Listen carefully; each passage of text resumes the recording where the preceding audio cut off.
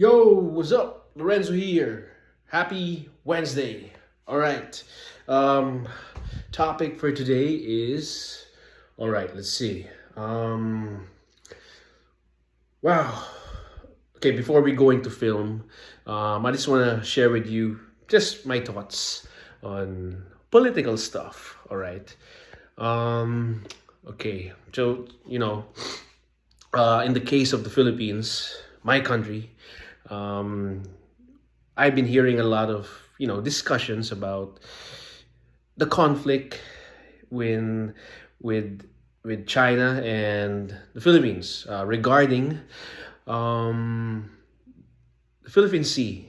All right, and you know, in short, something to do with bullying. I know, bullying. Sorry, and suppose the Chinese are not really treating our fishermen's you know with respect, and that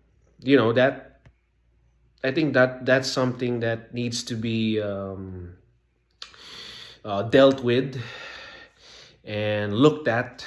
This is something that we Filipinos should take seriously. Is something to do with disrespect. First of all, they are in our land, all right? They are in our country.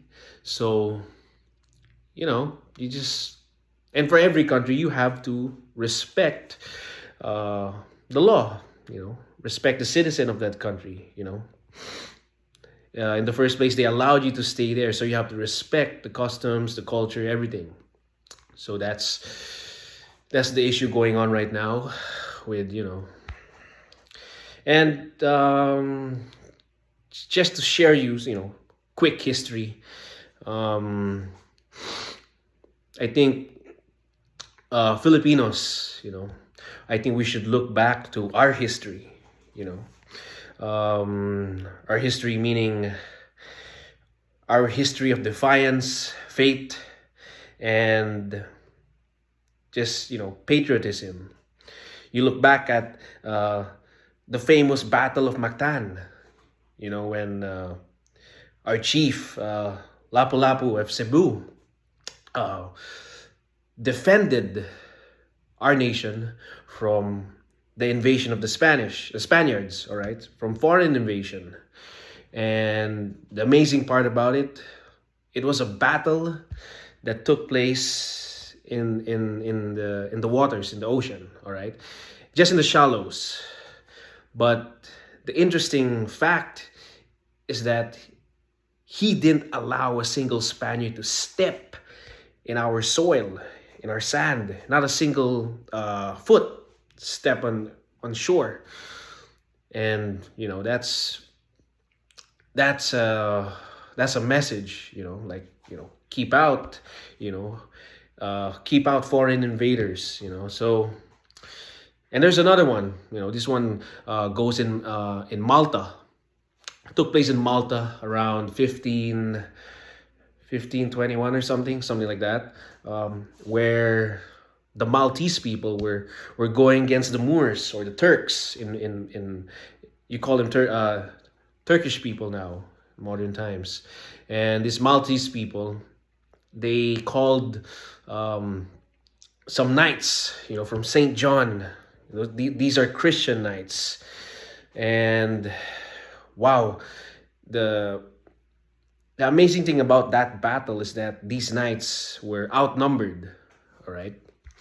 And you had the armies of Suleiman the Magnificent. He had thousands, including ships. And who's this guy? The leader of the Saint John Knights. What's his name? John. Oh man, John de Parisot or something. I'm not sure.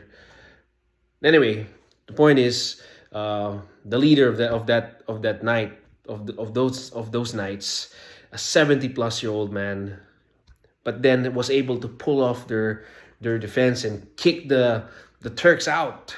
And that was a miracle because it's like the 300 story. from 300 soldiers against an onslaught. That's amazing. That I think we should look back to those stories. And that we shouldn't be bullied by a foreign force that doesn't even belong to our land. So yeah, that's it, guys. Keep that in mind. And if you're interested in those stories, you can search it up in Google. So yeah, there you have it. So a little short history. All right, I love history, but I love film, but I love history more. So, anyways, back to the film. All right. So, what am I watching? Well, I'm watching Taxi Driver again by Scorsese. As again, I'm a Scorsese fan. I love Scorsese, but I'm a big fan of his films back in the 70's when he did Mean Streets, Taxi Driver. Wow, amazing. Um, I just love that era, the 70's for film. For me, that's an era that defines what real cinema is. And real cinema is truth, honesty, raw emotions, and something that is just real and gritty, something pure. And when you look back at filmmakers in the 70's, you had the Coppolas, Francis Ford Coppola, Roman Polanski, Don Siegel, Sam Peckinpah, Sidney Lumet. You have all those amazing guys. And the films they used to make, wow. Even Spielberg when he did Jaws and Duel. And wow, I just love the 70's, man. Sidney Lumet, Dog Day Afternoon. What's the other one? Serpico, wow. Don Siegel, Dirty Harry, amazing. And Sam Peckinpah, what is the Wild Bunch? I think. Oh no, that was 1969. Sam Peckinpah, Straw Dogs.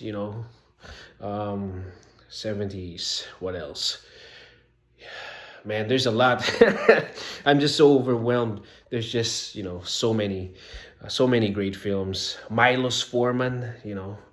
Um, Sidney Pollack, amazing guys. Uh, John Frankenheimer. Amazing, amazing. So, if you're a real cinephile, like myself, I suggest you look back into the 70's films because those films are amazing. You don't see those films now. You don't see films like The Godfather, Apocalypse Now, A Clockwork Orange, The Shining, what else? Yeah, Dirty Harry, The Hill by Sidney Lumet. But that film was made in the 50's, which is also a great film. 12 Angry Men, Sidney Lumet, amazing. The Wild Bunch, my favorite Western also, by Peckinpah, amazing, amazing, amazing. So, yeah, I've been looking back at 70's films. There's nothing like it. For me, it's the best era for films.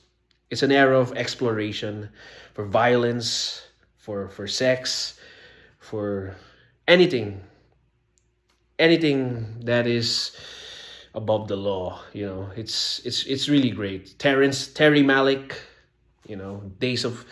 Days of Heaven. Those are great films, man.